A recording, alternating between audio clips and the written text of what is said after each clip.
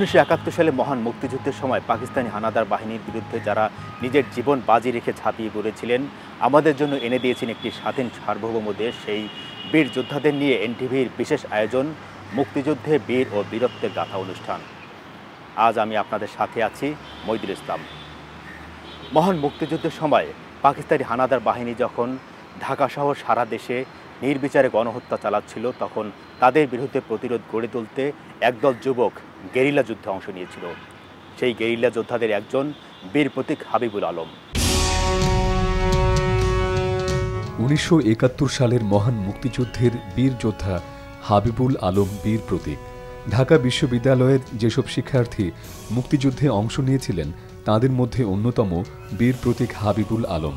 1971 সালের এপ্রিল মাসেই তিনি 2 নম্বর সেক্টর এবং কো বাহিনীর কমান্ডে মুক্তিযুদ্ধে অংশ নেন।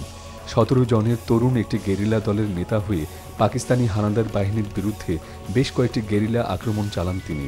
হোটেল ইন্টারকন্টিনেন্টাল, ফার্মগেট, মতিঝিল, দোল চত্বর সহ ঢাকার অনেক জায়গায় পাক বাহিনীর বিরুদ্ধে সফল হামলা চালান হাবিবুল আলম।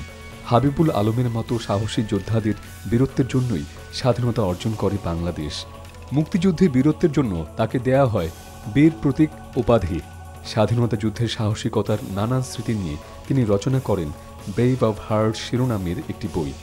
বিশ্ব স্কাউট কমিটির সহসভাপতি হিসেবে দায়িত্ব পালন করা বীর প্রতীক হাবিবুল আলমের জন্ম 1950 সালে ঢাকায়। জনাব হাবিবুল আলম, আপনাকে স্বাগত এনটিভির আয়োজন মুক্তিযুদ্ধে বীর ও বীরত্ব গাথা অনুষ্ঠানে। ঢাকা বিশ্ববিদ্যালয়ের ছাত্র অবস্থায় আপনি মুক্তিযুদ্ধে অংশ নিয়েছিলেন। তো আপনি কিভাবে মুক্তিযুদ্ধে অংশ নিয়েছিলেন এবং কোথায় প্রশিক্ষণ নিয়েছিলেন, সেটা আপনার শুরুতেই জানতে চাচ্ছি। 51 বছর হয়ে গেছে, কিন্তু সব কিছু মনে থাকে না, বাট যেসব জিনিস মনে থাকে, কিছু কিছু জিনিস তো ডেফিনেটলি মনে থাকে। তখন ঢাকা বিশ্ববিদ্যালয়ে পড়ি, ভূগোলে। এপ্রিল মাসের 8, 9, 10 যে কোনো এক তারিখ হবে। আলী আহমেদ জিয়াউদ্দিন বলে একজন আমাদেরই ঢাকা বিশ্ববিদ্যালয়, ও এবং আশফাকুস সামাদ ঢাকা বিশ্ববিদ্যালয় 3rd ইয়ারের ছাত্র, এরা এসছে কুমিল্লা থেকে। তো এরা এসছে ঢাকা বিশ্ববিদ্যালয় থেকে এবং কলেজের ছাত্রদেরকে নিয়ে যাওয়ার জন্য। তো আমার জিয়ার সঙ্গে দেখা হয় এবং আমরা যেটা করি সেটি হচ্ছে গিয়ে প্রথম ওর সঙ্গে দেখা এবং জিজ্ঞাসা করা, কারণ তখন আমরা জানতাম না যে 4th বেঙ্গল রিভল্ট করেছে। আমরা জানতাম 8 বেঙ্গল রিভল্ট করেছে, এবং 8 বেঙ্গল যে রিভল্ট করেছে, মেজর জিয়ার অ্যানাউন্সমেন্টটা আমরা 27 তারিখে শুনেছি। তো এটা প্রথম শুনলাম যে খালেদ মোশাররফ রিভল্ট করেছে 4th বেঙ্গল থেকে, তাও আবার কুমিল্লাতে। তাহলে আমাদের আর চট্টগ্রামে যেতে হয় না। আমরা চিন্তা করছিলাম যে কিভাবে যাওয়া যায়, কোথায় যাওয়া যায়, কেননা যদি বাংলাদেশি আর্মিরা, বাঙালি আর্মিরা তখন পাকিস্তানের যারা ইস্ট বেঙ্গলে ছিল, তারা যদি রিভল্ট করে থাকে, যেটা 4th বেঙ্গল 8 বেঙ্গলের অ্যানাউন্সমেন্ট চট্টগ্রাম থেকে শুনলাম, এবং এরা যদি কুমিল্লাতে হয়ে থাকে, তাহলে আমাদের ঢাকা থেকে কুমিল্লা যাওয়াটা সহজ। সেজন্য এই সিদ্ধান্ত হলো জিয়ার সঙ্গে নিয়ে আমরা 6 জন আমরা গেলাম একসঙ্গে, এই প্রথম ব্যাচ ঢাকা বিশ্ববিদ্যালয় থেকে। আমি, মুনির চৌধুরীর ছেলে ভাষণ, ক্যাপ্টেন মেজর কাইয়ুম, এখন ডক্টর কাইয়ুম খান, তারপরে তোমার হেলাল,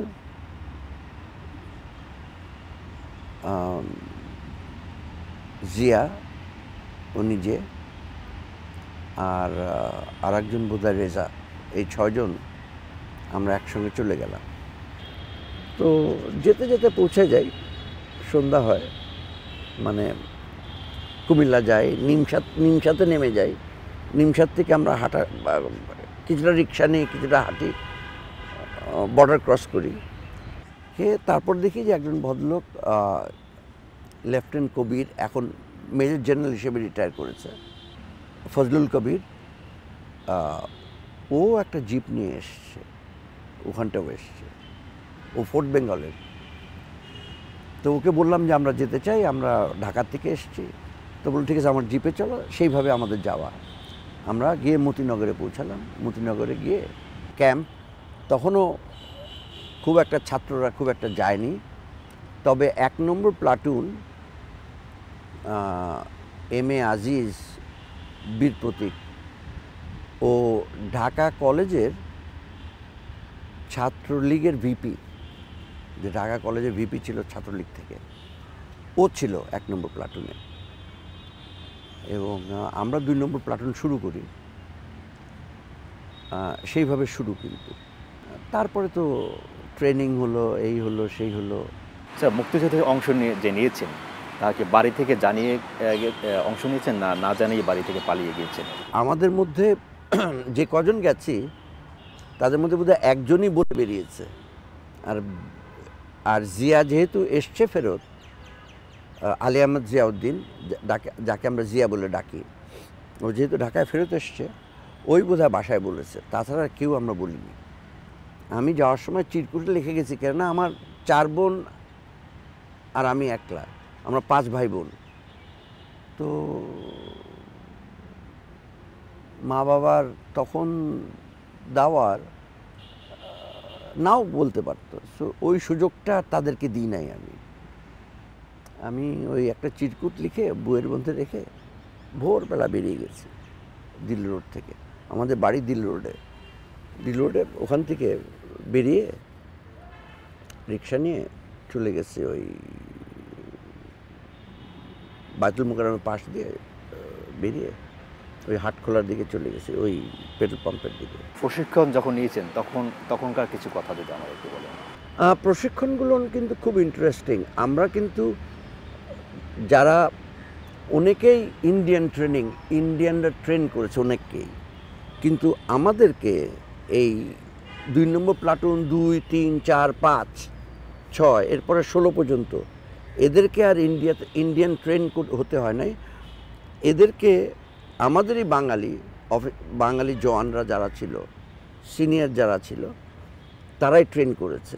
সুবেদার যারা ছিল, সুবেদার মেজর যারা ছিল, এরা খুব ভালো ট্রেন করে। এবং যেসব জিনিস 1 মাস লাগে সেটা তারা 7 দিন 8 দিনের মধ্যে শেষ করেছে। যার জন্য ট্রেনিংগুলো এখন মনে হয় কেন বিশ্ববিদ্যালয় বা কলেজ থেকে, মহাবিদ্যালয় থেকে কেন ছাত্রদেরকে চাচ্ছিল, যাতে তাড়াতাড়ি ধরতে পারে জিনিসগুলো। ছাত্ররা খুব কম ছিল। তো আমরা প্রথম ব্যাচ যারা একসঙ্গে 6 জন গেলাম, তারপরে এসছে, কিন্তু তারপরে অনেক পরে, প্রায় সপ্তাহ 2 পরে মায়েরা এসছে। মায়া, গাজী, ফতে আলী, সিরাজ, ইঞ্জিনিয়ার সিরাজ, এরা অনেকে এসছে এরপরে। এই যে ইন্টারকন্টিনেন্টালে যে হামলা করেছিলেন, গেরিলা হামলা, তখন আপনাদের দলে কতজন ছিল এবং কোন দিক থেকে আপনারা অ্যাটাকটা করেছিলেন? আমি প্রথম 17 জনকে নিয়ে আসি ঢাকায়। মেজর খালেদ মোশাররফ যখন ডেকে বলেন যে আলম তোমাকে নিয়ে যেতে হবে 17 জন, তুমি 17 জন। তো আমরা প্লাটুন 2 নম্বর প্লাটুন এবং 3 নম্বর প্লাটুন থেকে, মায়ার গ্রুপ থেকে, মায়া যে প্লাটুনে, সেখান থেকেও নিয়ে 17 জনকে নিয়ে আসি। 17 জনের মধ্যে মাত্র 3 জন আমরা সিলেক্ট করেছি এখান থেকে যে অ্যাকশানে যাব, এই অ্যাকশানে যাব, বাকিরা অন্যান্য অ্যাকশন করবে। আর ঢাকার থেকে আমরা নিয়েছি আরও 2 জন। ঢাকায় একজন মির্জা আলম, যার নাম বাদল ভাই, এফডিসির ক্যামেরাম্যান, খুব ভালো গাড়ি চালান। আর আরেকজন হচ্ছিল কামরুল হক স্বপন। তো অরিজিনালি আমাদের 7 তারিখে করার কথা, এবং আমরা জানতাম যে world bank team Pakistan army বলে বেরিয়েছে, পাকিস্তান সরকার পৃথিবীতে বলে বেরিয়েছে যে ঢাকা শহর অ্যাবসলুটলি আন্ডার দেয়ার কন্ট্রোল, পাকিস্তানিদের কন্ট্রোলে। বাংলাদেশি যেগুলো দুষ্কৃতিকারী বলছে তাদেরকে তারা শেষ করে ফেলেছে, কেউ নাই, সব চুপচাপ। তো খালেদ মোশাররফ বলল যে তোমাদের যেটা করতে হবে, ওয়ার্ল্ড ব্যাংক টিম এসছে বাংলাদেশ এই দেখার জন্য যে পূর্ব পাকিস্তানে সব ঠিক আছে কিনা, এবং এটা যদি ঠিক থাকে তাহলে তারা এইড দেবে, ফাইন্যান্স করবে, আবার 25 মিলিয়ন কি 30 মিলিয়ন একটা কিছু হবে, বেশ মোটা অঙ্কের পয়সা দেবে পাকিস্তানকে। তো খালেদ মোশাররফ আমাদেরকে বললেন যে তোমাদের দায়িত্ব হলো জানান দেওয়া যে সব কিছু স্বাভাবিক না, এটা পাকিস্তানিদের কন্ট্রোলে না, এবং তোমরা ইনশিওর করবা ইন্টারকন্টিনেন্টালে ওরা থাকবে, ওরা যাতে টের পায় বোম ফেলানো কী জিনিস, যুদ্ধ করা কী জিনিস। এবং সেই মনোবৃত্তি নিয়েই আসা, এবং বলেছিল যে যারা তোমরা অ্যাকশানে থাকবে ওই অ্যাকশানটা করে ফেরত চলে এসো। তো জিয়া, মায়া, আমি, এই 17 জনের মধ্যে এরা, আর 2 জন এখান থেকে, কামরুল হক স্বপন, বীর বিক্রম, এবং বাদল ভাই ক্যামেরাম্যান, এফডিসির ক্যামেরাম্যান ছিলেন, বেশ সিনিয়র। উনি মুনির চৌধুরী, প্রফেসর মুনির চৌধুরীর শ্যালক। আমরা 7 তারিখে এই অপারেশনে যাই। 7 তারিখের এই অপারেশনটা আমরা ভাষণকেও নিয়ে গিয়েছিলাম সঙ্গে, মানে মুনির চৌধুরীর ছেলে আর বাদল ভাইয়ের ভাগ্নে। উনি থাকতেন সিদ্ধেশ্বরীতেই, এদিকে সিদ্ধেশ্বরীতে থাকতেন। আমরা একটা ওই, এখন তুমি যদি দেখো ওই 1 নম্বর গুলশানে ওই ইয়ে দিয়ে আড়ং দিয়ে ঢুকলে গুলশানে, ওখানটায় পার হলে দেখবে পিৎজা হাটের উল্টো দিকে একটা স্তূপ ছিল। তখন কিন্তু গুলশানে কিন্তু এরকম অট্টালিকা এত বাড়ি নাই, 1 তলা 2 তলা, ম্যাক্সিমাম 2.5 তলা, যদি খুব বড় লোক হয় 2.5 তলা বাড়ি। আর বিহারি ম্যাক্সিমাম হচ্ছে গিয়ে বিহারিদের বাড়ি ওখানটায়। যাই হোক, ওখানটা আমরা বসেছিলাম। তো যে গাড়ি যাচ্ছে, যেটাকে ধরতে চাচ্ছি, ভাষণ বারবার বলছে এটা আমি চিনি, এটা আমার বাবার বন্ধু, ওটা ওই তমুক। এটা করতে করতে গেল মেজাজ খারাপ হয়ে আমাদের। 3:30টার সময় বসছি, দেখি 4:30 5টা বাজে যায়। তো আমরা বললাম প্যাক আপ করো। এই প্যাক আপ করে এরপরের দিন 9 তারিখে ভাষণকে বাদ দিলাম। ভাষণকে বললাম এই হাতিরপুলে তোমার দায়িত্ব আছে। আমরা 5 জন আসলাম। এই 5 জন আমরা 9 তারিখে প্রায় 4টার দিকে একটা গাড়ি, আদমজির গাড়ি, ডাটসন 1000, নীল রঙের গাড়ি, ওটাকে নিয়ে এই সিদ্ধেশ্বরী এখানটা চলে আসি। এসে এখান থেকে অ্যাকশনটা করি।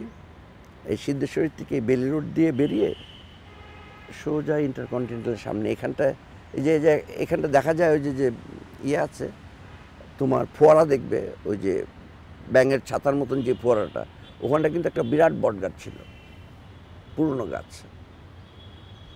তো ওখানটা যখন আসি তখন দেখি আল্লাহ তাআলার খুব মেহেরবানি, উল্টো দিক থেকে গাড়ি আসছে। হ্যাঁ, এটা ঠিক আসরের পর মাগরিবের আগে। কটা বাজে তখন তো জুন মাস। তো 7টা, পৌনে 7টা, 7:15 এরকম হবে।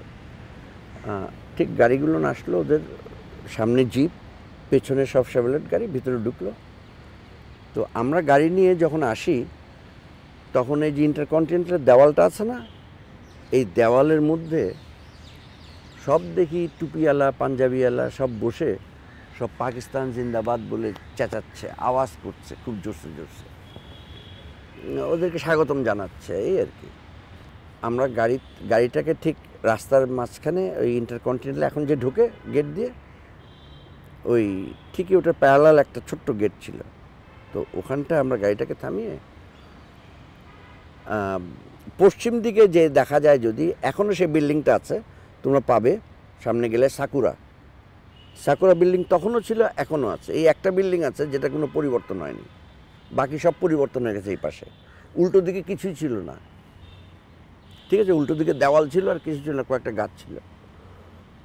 তো আমরা এখানটা গাড়ি রেখে গাড়ির থেকে নামলাম, জিয়া নামলো, মায়া নামলো, আমি নামলাম, স্বপন নামলো, আর বাদল ভাইকে বললাম যে আপনি গাড়ি স্টার্ট দিয়ে রাখেন। তো প্রথম গ্রেনেড জিয়া লব করে, তারপরে হয় মায়া লব করেছে, না আমি লব করেছি, তারপরে আবার গ্রেনেড লব করা হয়েছে।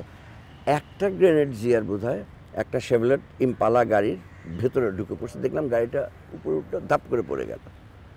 তো বুঝলাম যে আমাদের কাজ শেষ। তা আমরা যখন গাড়ি ঘুরিয়ে আবার সাকুরার থেকে ঘুরিয়ে নিয়ে আসি, সাকুরার সামনে থেকে ঘুরিয়ে নিয়ে আসি, যখন নিয়ে আসি ফেরত, তখন দেখি রাস্তায় টুপি, লুঙ্গি, স্যান্ডেল এসব পড়া। পড়তে পড়তে পড়তে পড়তে কাকরাইল মসজিদ পর্যন্ত, কাছাকাছি পর্যন্ত চলে গেছে। তো আমরা তো মহা আনন্দে টের পেলাম যে আমাদের যেটা দরকার ছিল সেটা হয়ে গেছে। স্যার, এরপরে কোন কোন অপারেশনে আপনারা অংশ নিয়েছিলেন? অনেক কটা অপারেশন, তো ঢাকা শহরের ফার্মগেট অপারেশন, পাওয়ার স্টেশন, পাঁচটা পাওয়ার সাবস্টেশন, তারপরে ধানমন্ডির অ্যাকশন, ঢাকা বিশ্ববিদ্যালয়ে গাড়ি উড়ানো, অনেক কটা 8-9টা তো আমি নিজেই করেছি, 8-9টা। আপনাদের এই গেরিলা হামলাগুলোর পরে পাকিস্তানি হানাদার বাহিনীদের মনোবল অনেকটা ভেঙে গিয়েছিল। এটা তো বটেই। যেটা হয়েছে, পাকিস্তানিরা বুঝতে পারে নাই যে বাঙালি ভেতর থেকেও যুদ্ধ করতে পারে, আর বাইরের থেকে তো কনফ্রন্টেশন আছেই। সো ভেতর থেকে একটা অ্যাকশন, বাইরের থেকে আর একটা অ্যাকশন, এই দুটোর চাপে তাদের নাজেহাল হয়ে গেছে, যার জন্য অনেক চেষ্টা করেছে। এবং 29 তারিখে, নভেম্বরের 29 তারিখে যে কজন ধরা পড়েছে, বেশ আমাদের ঢাকা শহরের অনেকেই ধরা পড়েছে। বদি ধরা পড়েছে, জানা ইমামের ছেলে রুমি ধরা পড়েছে, আজাদ ধরা পড়েছে। সো এরকম অনেকেই ধরা পড়েছে, বাকের ধরা পড়েছে। এটা হলো অগস্টের 29 তারিখে। তারপর কিন্তু মাসখানেক এখানটা কোনো অ্যাকশন হয়নি। তারপরে আবার অ্যাকশন হয়েছে, যেটা আজিজরা করেছে। আমাদের গ্রুপটাকে সরে আসতে হয়েছে। আজিজ এসছে, তারপর বাচ্চুদের গ্রুপ আসছে, অনেক কটা গ্রুপ আসছে। ঢাকা শহরকে 4 ভাগে ভাগ করে দেওয়া হয়েছিল মোটামুটি। জয়নালরা এসছে, অনেকেই এসছে। এবং একটা ছোট্ট গ্রুপ দিয়ে তো আর অপারেশন হয় না। শহীদ একলা অপারেশন করেছে, যেটা প্রচুর মানে ইয়ে করেছে, যেটা হলো এখন ওই যে শিল্প মন্ত্রণালয় আছে উল্টো দিকে, অগ্রণী ব্যাংক, ওটা আগে হাবিব ব্যাংক ছিল। পাকিস্তানে হাবিব ব্যাংক ছিল, হাবিব ব্যাংকের হেড অফিস ছিল। তো ওখানটায় যখন বম ব্লাস্ট করলো, এটা নিয়ে তো বিধিকিস্তির ব্যাপার, অনেক চেঁচামেচি হলো। গ্রিন রোডের অপারেশন যেটা আজিজ করেছে, মারাত্মক অপারেশন করেছে। এটা তো পাকিস্তানিরা পালিয়েছে, তো অকল্পনীয়। আমরা যখন ফার্মগেটের অপারেশন করি, এই 12 জন বা 13 জনকে যখন মারা হয়, ওই চেকপোস্ট বসেছিল ওরা। এবং আমি যখন ফায়ার ওপেন করি, এবং তারপরে যখন সবাই ফায়ার ওপেন করে, আমরা পরের দিন টের পাই কতজন মারা গেছে। সঙ্গে আমরা তো বেরিয়ে এসেছি, বাট টের পেলাম ওই হলিক্রস স্কুলের এক শিক্ষয়িত্রী, উনি রাত্রে দেখেছেন আমরা কি, সন্ধ্যার সময় দেখেছেন আমরা কি করেছি। এবং উনি সারা রাত জেগেছিলেন, বললো যে ভোরবেলা, রাত্রেবেলার পাকিস্তান আর্মি ভয় আসেনি ডেড বডি নিতে। ভোরবেলা যখন সকাল হয়েছে, 6টার দিকে এসছে ট্রাক নিয়ে ডেড বডি নিয়ে যাওয়ার জন্য। বললো যে আমি 12 বার গুনেছি। আমাদের এক বন্ধু হিউবার্ট, ওরই বোন ছিল ওই হোলি ক্রসের, উনি দেখেছেন। পরের দিন সকালবেলা আমাদেরকে বললো যে ভাই, কারা অ্যাকশন করলো এটা 12 জনের, মানে এতজনকে মেরে ফেলছে। তো আমরা বুঝলাম, চুপচাপ থাকলাম, বলার দরকার নাই। But that was a fabulous operation. আমি ঢাকার বাইরে কোনাবনে যুদ্ধ করেছি কে ফোর্সের নেতৃত্বে। তখন বেলুনিয়াতেও গিয়েছি, অন্যান্য যেসব জায়গা আছে, শালদা নদী, কসবা। তো যুদ্ধটা ইজ টোটালি ভিন্ন। এখনকার মতন এরকম না। স্যার, মুক্তিযুদ্ধে আপনার সহযোদ্ধা যারা ছিলেন, যারা শহীদ হয়েছেন, যারা এখনো বেঁচে আছেন, তাদের সম্পর্কে যদি দু একজন সম্পর্কে আমাদের একটু বলেন। বদি আমাদের সঙ্গে, বদি কিন্তু এনএসএফ করতো, আওয়ামী লীগ করতো না বা মুসলিম লীগ করতো না, এনএসএফ মানে মোনেম খানের ইয়ে করতো। সে মুক্তিযুদ্ধে এসছে, ও তো 27 তারিখে মুক্তিযুদ্ধে জয়েন করছে, মার্চ মাসের 27 তারিখে। সো দল মত নির্বিশেষে তখনকার দিনে ঢাকা বিশ্ববিদ্যালয়ের ছাত্ররা জয়েন করেছে। কোনো এক দল, কোনো দল হিসেবে কেউ জয়েন করেনি। দেশপ্রেমটা তখন কঠোর ছিল, দেশপ্রেমটা খুব শক্ত ছিল, মজবুত ছিল, যার জন্য যে যেখানটা যেভাবে পেরেছে জয়েন করেছে ছাত্ররা। এটা খালি খালি সেক্টর 2-তে না, আমরা সেক্টর 2-তে না, সেক্টর 1, সেক্টর 2, সেক্টর 3 দেখবে এরকমভাবে যে 11টা সেক্টর দেখবে, এখানটা প্রচুর বিশ্ববিদ্যালয় বা মহাবিদ্যালয় থেকে প্রচুর ছাত্ররা, গ্রামের মানুষ তো আছেই, এর মাঝখানে অনেক ছাত্র জয়েন করেছে। তবে ঢাকা শহরে এখন যেইগুলোকে নাম দেখা যায়, যারা যারা ফুটানি মারে, এগুলোকে আমি তখন দেখি নাই। আপনাদের সহযোদ্ধাদের অনেককে তো পাকিস্তানি হানাদার বাহিনী নির্যাতন করেছে, হত্যা করেছে। হ্যাঁ, এটা আমরা শুনেছি, মেরে ফেলেছে। আমরা দুজনকে বের করে নিয়ে আসতে পেরেছি, দুজন বেঁচে গিয়েছিল। আমি যখন 17ই ডিসেম্বর যখন বের করি জেলখানার থেকে দুজনকে, একজন হচ্ছে মাসুদ সাদেক, চুল্লু ভাই যার নাম, আরেকজন হলো সামাদ সাহেব, এম সামাদ, বীর প্রতীক, আব্দুল সামাদ, বীর প্রতীক। উনি আমাদের সঙ্গে, সামাদ সাহেব আমাদের সঙ্গে গাড়ি চালিয়েছেন ফার্মগেট অপারেশনে। এবং ওনাদেরকে যখন বের করে নিয়ে আসি এবং ওনাদের কাছ থেকে যে তথ্যগুলো পাই, সেই তথ্যগুলো কিন্তু বিভীষিকার মতন। দুধে আলতা রং যার, তার পিঠ, হাত, বুক কোনো জায়গা বাদ ছিল না সিগারেটের দাগে, ফোসকা পড়া, আঙুলের নখ বের করে দেওয়া, নখের মধ্যে ইয়ে দেওয়া, এগুলো আমি এর থেকে বেশি বাড়তে চাই না, কেননা এটার জন্য এখনও মনে হয় পাকিস্তানিদের কাছে যথেষ্ট আমরা করি নাই। ওদের সঙ্গে কিসের নেগোসিয়েশন, কিসের, কার জন্য? আমাদের আমরা যারা এই 70 পার হয়ে গেছি, আমরা যদি মারা যাই তাহলে হয়তো তোমরা পাকিস্তানের সঙ্গে কিছু একটা করবা, বাট আমরা বেঁচে থাকতে হবে না। কেন যে নির্যাতন করছে, যেরকম অত্যাচার করেছে মেয়েদের উপরে, আমি গ্রামকে গ্রাম দেখেছি। তো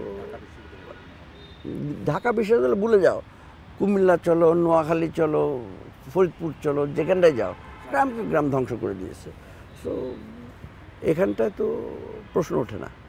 সংখ্যালঘুদের উপর তো বেশি নির্যাতন করেছে। হ্যাঁ, সংখ্যালঘুদের উপরে। হ্যাঁ, সংখ্যালঘু বলে না, খালি সংখ্যালঘু বললে হবে না, এটা বাঙালি মানেই মারো। স্যার, 16ই ডিসেম্বর যখন দেশ স্বাধীন হলো এবং আপনি ওই সময়টায় কোথায় ছিলেন এবং আপনার উপলব্ধি এবং অনুভূতি? 16ই ডিসেম্বর আমরা মাদার ট্যাগ থেকে, আমরা 16 ডিসেম্বর আমরা as a matter of fact 8 তারিখ থেকে আমরা মাদার ট্যাগের ওখানটায় আমরা ঢুকতে পারলাম 16 তারিখ 3:30-4:30টার দিকে। আমরা হেঁটে, মাদার ট্যাগ থেকে হেঁটে, এখন যে তোমরা কমলাপুর রেলওয়ে স্টেশন দেখছো, ওই রেলওয়ে স্টেশন পার হয়ে বাংলাদেশ ব্যাংকের পাশ দিয়ে পার হয়ে এসে ঢাকায় ঢুকলাম। তখন 4:30 বেজে গেছে, বোধহয় 4:30, 4:45 বেজে গেছে। আমাদেরকে প্রথম যে রিসিভ করলো, খুব আশ্চর্য হলেও সত্য, কোনো বাঙালি রিসিভ করেনি। আমাদেরকে রিসিভ করছে এক Australian commercial counsellor, deputy commercial counsellor. সে পূর্বাণীর সামনে দাঁড়ানো, আমরা পূর্বাণীর সামনে দিয়ে হেঁটে আসছি। বললো, কংগ্রাচুলেশনস, তোমরা তো, পাকিস্তান তোমাদের কাছে সারেন্ডার করেছে। তো আমরা ওখান থেকে যখন স্টেডিয়ামের দিকে যাই, তখন জনতার উৎফুল্ল দেখি। স্যার, মুক্তিযুদ্ধে আপনার বীরত্ব নিয়ে আপনি একটি বই লিখেছেন, ব্রেভ অফ হার্ট। তো এই বইটি সম্পর্কে একটু আমাদের বলেন। এটাতে মূলত বলা যুদ্ধটা মানে ঢাকা শহরে যুদ্ধগুলো কীরকম হয়েছে, কেননা আর্মির কাছে, বাংলাদেশ আর্মির কাছে যে তথ্যগুলো আছে সেগুলো সব ওরা যেগুলো করেছে, যেগুলো ছাত্ররা করেছে ঢাকা শহরের মধ্যে কিছু একটা অংশ তুলে ধরতে পেরেছি। স্যার, আপনাকে ধন্যবাদ আমাদেরকে এতক্ষণ সময় দেওয়ার জন্য। আপনাদের সবাইকেই ধন্যবাদ ডাকার জন্য। তবে ছোট্ট অনুরোধ থাকবে, 1800 কতটা বই বেরিয়েছে মুক্তিযুদ্ধের উপরে, এই প্রজন্ম যেন এই বইগুলো পড়ে, দু একটা করে বই পড়লে বুঝতে পারবে মুক্তিযুদ্ধটা কি। দর্শক, এমন বীর মুক্তিযোদ্ধাদের বীরত্বের জন্যই আমরা পেয়েছি একটি স্বাধীন দেশ বাংলাদেশ। বিনম্র শ্রদ্ধা প্রত্যেক মুক্তিযোদ্ধাকে। আজ এ পর্যন্তই। আসন্ন বিজয় দিবসের শুভেচ্ছা সবাইকে।